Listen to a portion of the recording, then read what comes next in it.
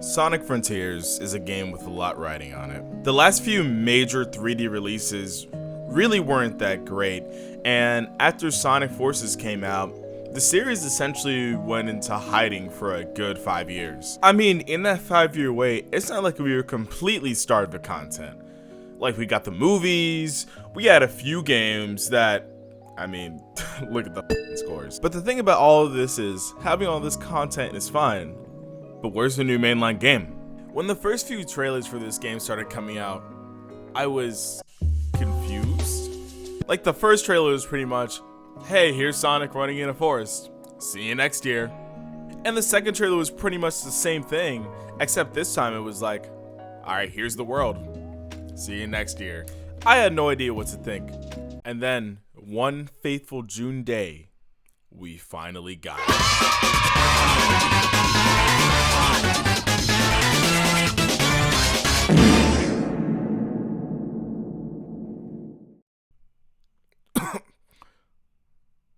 Why is he walking?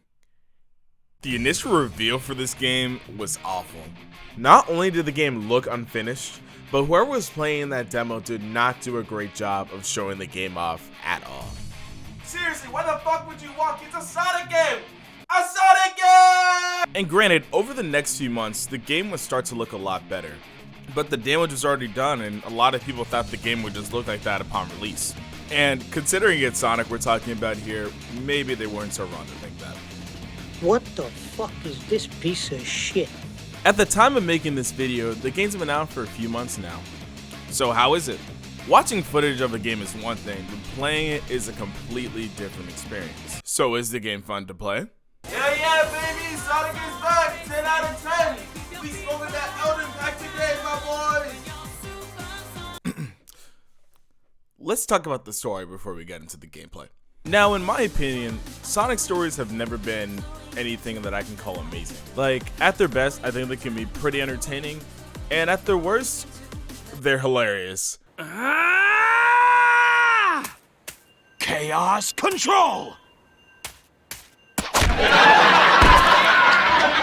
The issue I have with Sonic stories is that they're either too serious or too goofy.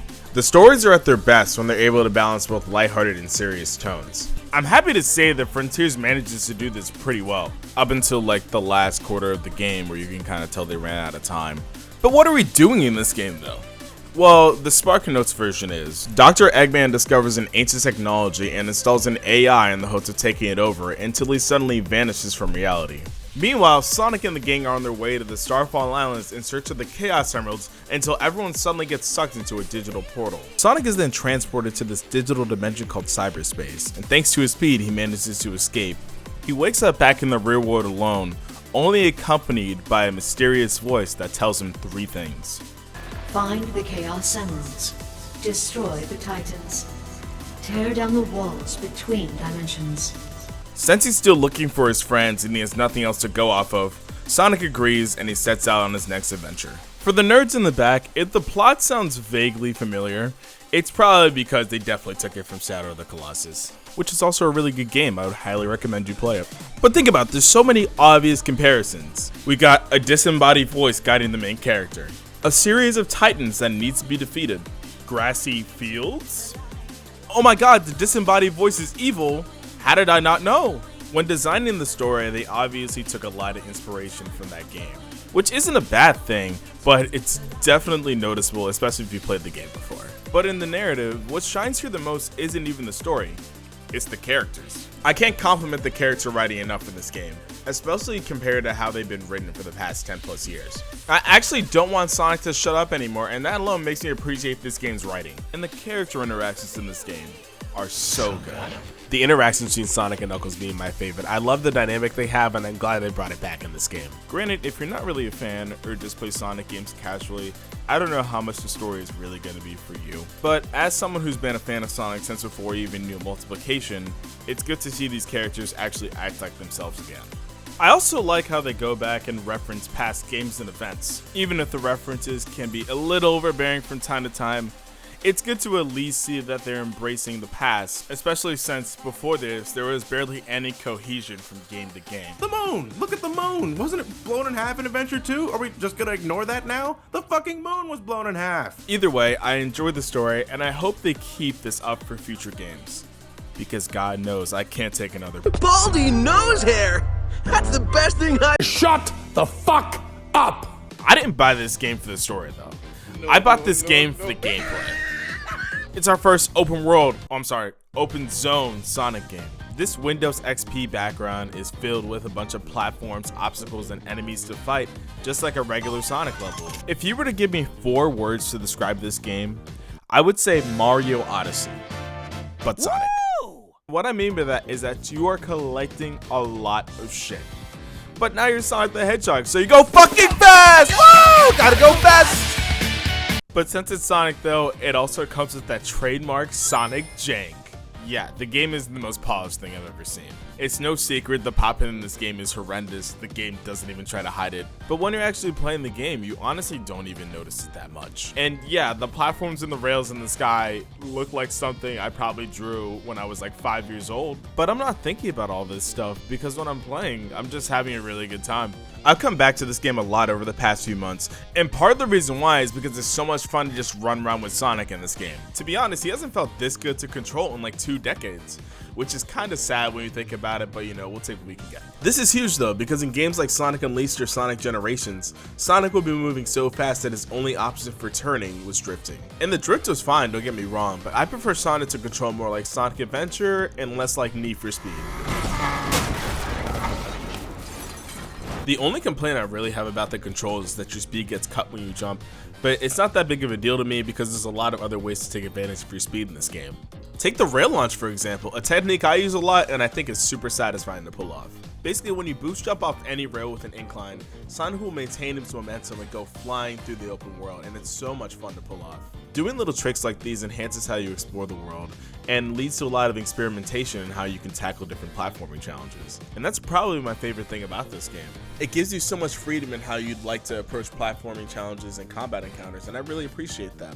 When you're not platforming though, you're most likely going to be doing different challenges to unlock different parts of the map. These can range from getting from point A to point B in a certain amount of time, doing a simple life puzzle, playing basketball, playing Tetris, what the fuck? The challenges vary in quality. Some of them are a lot of fun, some of them are okay, and some of them I just ask why are they even here in the first place.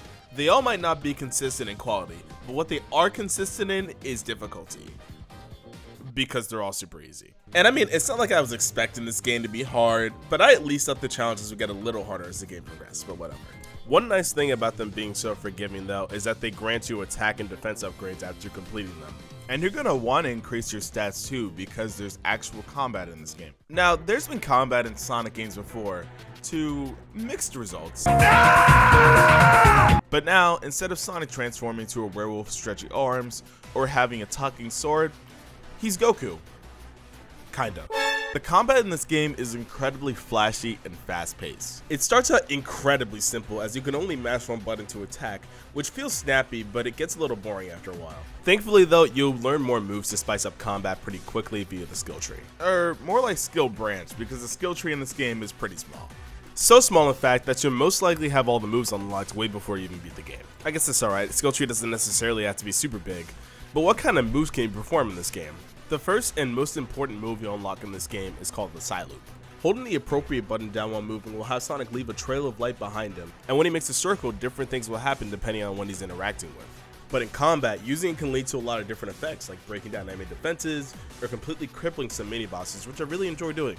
I don't have nearly as much to say for the other moves though, because while they look cool, they all pretty much do the same thing. A little cutscene plays of Sonic doing something cool, and you do a decent amount of damage. And that's my biggest gripe with the combat in this game, aside from another mechanic which I'll talk about in a second. The attacks being these little cutscenes makes the combat a little too automated for my liking. The best way I can describe the moves in this game is like their finishers in Spider-Man PS4. They're these cool little cutscenes you can trigger, but you have no control over them at all. And it's a shame too, because I could see Sonic having a more free-flowing combat system like Spider-Man or Devil May Cry, but what we have now is fine. Not great, but fine. I can tell this game really wanted to go all out with the combat though, because there's also parrying in this game.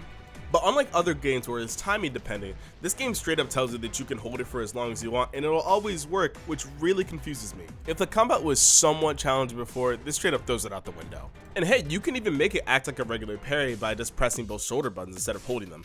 But why would you ever do that when you can just hold it for free until something hits you? If you really wanted to, you could just hold parry and counterattack and you can win a lot of fights in this game, and I hate that that's a viable strategy. It low-key brings the combat down a little bit for me because it's just too easy to pull off. You can hold parry in midair too and Sonic will just float there, waiting for something to hit him. He's just standing there, menacingly! Now, you could argue, this is a kid's game, it doesn't need a timed parry. But guess what, I'm a grown-ass man playing this children's game, and I want to feel something when I parry, damn it. I can explain. Now, I know I've done nothing but criticize the combat for the past 2 minutes, but hear me out, I still think it's a lot of fun.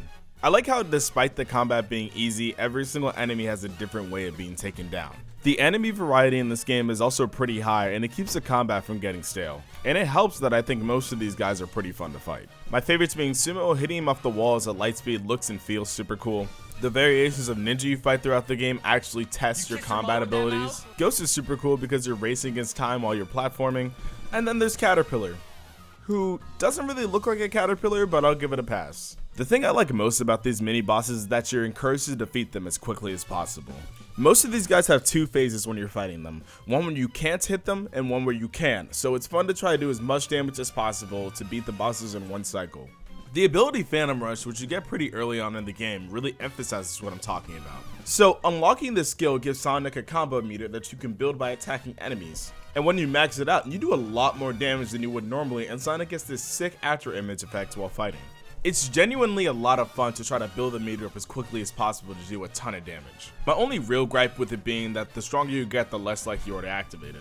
And since you get a lot of hard hitting and sometimes overpowered moves, it's pretty unlikely that you'll be seeing this ability a lot by endgame. But yeah, overall, I really enjoy the combat. But just like there's a few bosses I really enjoy fighting, there's some I really can't stand. The main offender of this being Shark. The fight is a good minute or 2 of quick time advances so you can finally hit him, and if you don't beat it in one cycle, you have to do the entire QTE section again. Needless to say, I avoid fighting this thing at all costs. Or how about Squid and Fortress, which are pretty much the same boss, except for one of them you're running on this purple carpet thing, and the other one you're grinding on rails. Oh, such a riveting fight. A nice thing about this game being open world though is that if you see a boss you don't want to fight, you don't have to, just run away. You're going to want to fight some of these guys though because defeating them grants you portal gears, which gives you access to cyberspace. So dotted around the islands you travel through are these giant portals that need a certain amount of gears to activate. Once you use the gear as you have done before and go through the portal, you're greeted with some, let's just say, familiar aesthetics and even more familiar gameplay. So yeah, cyberspace gives it the traditional linear Sonic levels we come to expect up until this point. They basically act like the shrines from Breath of the Wild if you've ever played that game. They're a nice little break from the open zone, and the levels are at most like 2.5 minutes long, so they never overstay their welcome. And because the levels are so short, I find them a ton of fun to replay and blast through to get the time as low as possible. Which is something I can't say about any of the stages in the last 2 games. The levels are short, but they actually feel complete. Unlike Sonic Forces, where every stage in that game felt like the video game equivalent of blue balling yourself. Ah, hell yeah, this is sick. You're running on this snake. I wonder what else this state's gonna throw at me. Oh, it's over. In a minute and a half? Are you serious? That was the length of an anime opening. Yeah, this alone makes cyberspace 100 times better in my eyes. It's better than Forces, but it does some things that kind of rub me the wrong way. My biggest issue with it by far is the aesthetics they chose for these stages. So as you can see, cyberspace doesn't have that many level themes. Like, I'm not even cherry picking clips either, this is just how it is. There's only 4 level themes in this game, 3 of which we've seen before on more than one occasion, and only one of them is original. And the original one looks so cool too. It's this kind of like cyber highway looking thing, but it only shows up 6 times out of the 30 cyberspace stages. The rest of the time, you'll be running through Green Hill Zone, Chemical Plant, and Sky Sanctuary. Again. What do we got here? Oh, goody! Holographic meatloaf again. When am I gonna get some real food? Mr. Krabs gets to eat real food. Just look at his daughter. She's as big as a whale. And in Green Hill's case, it's like the 5th time it's appeared in a mainline game. It's most likely how we ended up with the amount of stages that we got, but it still feels creatively bankrupt. We've been seeing the same aesthetics for over a decade now. Something's gotta change. And the concept of Sonic in cyberspace sounds so cool too. Like imagine Sonic running in a cyber chase. We'll meet him face to face. We'll stick together all the time. Blatant reuse of assets aside, they also decided to change how Sonic handles in these stages compared to the open zone. So now he's much slower and he can't turn for some reason. The speed cut doesn't bother me as much, at least in 3D. But Sonic is so stiff in these stages that he can't turn tight corners at all, and he doesn't have a manual drift to compensate. His jump is also really wide, so it makes getting red rings a whole ordeal for no reason. Yeah, red rings are back, but now compared to every other game with them, they're incredibly easy to collect. Like, brain dead easy. Most of them on your main path, so you're guaranteed not to miss them. And there's some that are just given to you for free with no input required. There's some you do kind of have to go out of your way to get, but those moments are few and far between. When you collect all 5 in a stage, you're rewarded with a collectible called a Vault Key. It's important you get as many of them as possible though, because they're your ticket to obtain the Chaos Emeralds on each island. However, only getting the red rings will only get you 1 key per stage. There are 3 more ways you can get bulk keys. One for beating the level, getting an S rank, and getting a certain number of rings. The requirements are pretty easy, so I always end up going after them. And it's 100% worth it to do all the challenges because you're rewarded with an additional 3 keys for completing them all. So you could potentially leave every single cyberspace stage with 7 keys, which makes getting the Chaos Emeralds a non-issue. The only requirement that I expected to be at least a little challenging, getting the S rank, isn't. With the exception of like 1 or 2 stages, getting an S rank in this game is a complete joke. The times are super generous for no reason, and I'm playing on hard mode.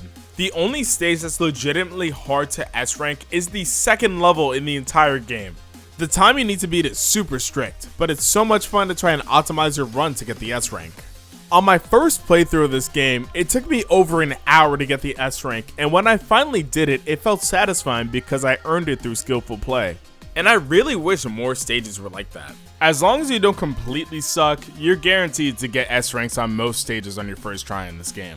I think these stages are fun to go through as they are, but having challenging S ranks would have made them a lot better and added a ton of replayability.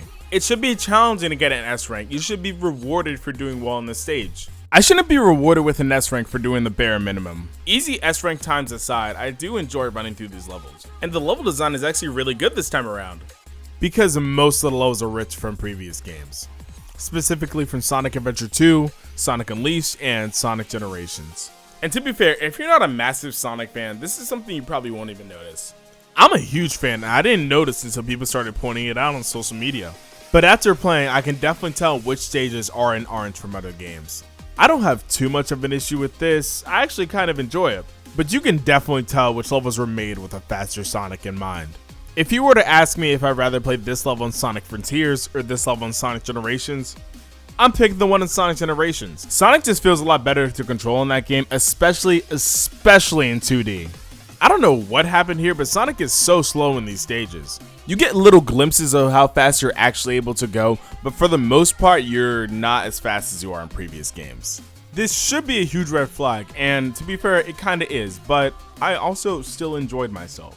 Because Sonic isn't as fast in these levels, the 2D stages are more focused on quick moment-to-moment platforming. It feels satisfying to use Sonic's abilities to get past platforming sections quicker. Obviously, I would prefer if these levels were a lot faster paced, but as it stands, I don't think they're all that bad. I played 2D Sonic levels that are much better than this, but I've also played some that are worse, so it's mid? Yeah, let's say it's mid. So yeah, overall, Cyberspace is alright. It's got a laundry list of issues, some that I didn't even mention because the video would be way too long, and some elements feel like an honest-to-God compromise, but I didn't hate it, so that's gotta count for something. Anyways, let's move on to a more entertaining topic, the boss fights. For the first time in a while, your main objective in this game is to collect the Chaos Emeralds. Most of them you get through Chaos Emerald vaults like I mentioned before, but others you'll get through doing minigames like mowing the lawn. I didn't think I'd be doing manual labor in my Sonic game, but here we are. And there's a very personal reason for collecting them this time around, because, well, you get jumped. You get jumped by Titans. Before you hear from anybody else, nigga, I got jumped in LA by some pussy ass niggas, and they jumped me, nigga. Nobody gave me the faith of a one-on-one, nigga. Nobody gave me the respect of a one-on-one, and I painted that nigga when he was on the ground, just to let y'all know why they jumped me. You'll encounter one of these freaks on every island you visit, and they waste no time at all showing that they mean business. I love how the game shows the difference in power between Sonic and these guys. He doesn't even scratch them in his base form, so he has to resort to running away until he can be strong enough to fight them. And when he finally does gain the strength necessary to go toe-to-toe with these guys, this happens. Oh my god! Oh my fucking god! Holy shit! Holy shit! Oh my god! Oh my fucking god! Holy shit! Holy fucking shit! The boss fights in this game are fucking awesome. From the spectacle to the music, oh my god, especially the music, they killed it. It's been a long time since Super Sonic has been relevant in any Sonic game, so the fact that he shows up here not once, not twice, but 4 times in this game, I have no words. Gameplay wise, it's the exact same combat I've talked about before, but now all your moves are supercharged. So Sonic's regular attacks get these cool after images, and Bro can even summon shadow clones as a counter? Come on, man! This shit means something to me, man! All the issues I mentioned in the combat section are still here, but the spectacle definitely bumps them up for me a lot. Watching Sonic take a robotic dragon from the fucking tail and throw it into the side of a mountain is so hype. I fell in love again. Legit, these bosses made me feel something that I haven't felt in a very long time when it comes to Sonic the Hedgehog. Playing as Super Sonic while you're fighting this huge boss while some crazy vocal theme plays in the background, I felt like a kid again. It's been a long time since the Sonic game has even attempted to do something like this, so the fact that it's come back like this in full force makes me so happy. If there's one negative thing I can say about these bosses before hyping them up again, it's that the final boss you fight, Supreme, kinda sucks. The last quarter of this game feels kinda rushed, and this boss is definitely no exception to that rule. It's literally just a model swap of the first boss you fight, Giganto, with all the same moves, except this time he's got a cool looking sniper. He's a pretty underwhelming boss, and the true final boss you get for playing on hard mode isn't much better, but I digress. At least the music slaps throughout. Yeah, let's talk about that. The vocal themes in this game go crazy. They're these early 2000s sounding heavy metal tracks, and I don't even listen to heavy metal, but I know good music when I hear it. You know, while I'm at it, let me just talk about the whole soundtrack in general. It slaps. I don't know what was going on in the Sega offices when this game is being developed, but they absolutely cooked with the soundtrack for this game. And their hard work paid off big time, because the album debuted at number 6 on Spotify when it came out, next to SZA. SZA! That's insane! She's back! Yeah, A-Boogie was there too at number 2. My bad. The album is called Stillness in Motion, and there's no better name to describe the vibe of this soundtrack. You'll get these beautiful orchestral pieces while you're just exploring the world, and then you go into cyberspace and it sounds like you're at a rave. And then you go to the boss fights and you're like, oh god, let me get my eyeliner and Thrasher t-shirt, I'm about to go to a fucking mosh pit. The soundtrack is super varied and it works so well. You know the soundtrack is good when even the terrible pinball minigame has good music, and that's the worst part of the game. I can't say I'm super surprised though. Sonic soundtracks are always great, even when the games are nowhere near the same level of quality. Most of the time. The composers for this game went so hard, they 100% deserve a raise. Hell, I'll give them a raise myself. Music aside though, does Sonic Frontiers stick the landing as a video game? Yeah, I would say so. It's got its fair share of issues, some a lot more glaring than others, but the game at its core is fun and something I can actually go back to. It's nowhere near being my favorite Sonic game, but it's better than most of the stuff released in the last decade, so I'm happy with what we got in the end. And if Sonic Team can take what worked here and actually refine it, the future of these games is looking bright. But I have been burned before, so we have to wait and see. If you're curious at all about this game, it's always on sale, so you don't even have to spend a full $60 on this one. And compared to some other recent AAA games, I would say it's worth your time. Also, Big is in the game, so you can fish in this game, and that's an Instacop. Okay, bye!